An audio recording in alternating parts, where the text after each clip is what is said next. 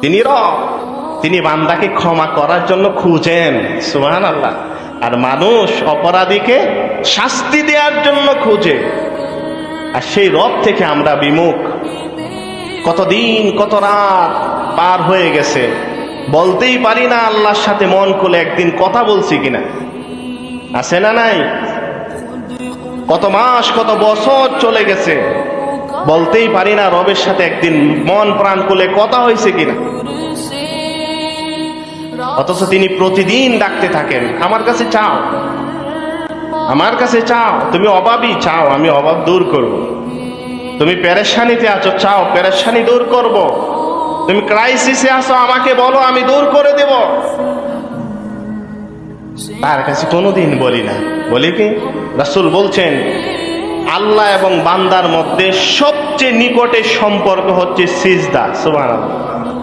আমরা কত মানুষ শুক্রবার ছাড়া সিজদাই করি না, আছে না?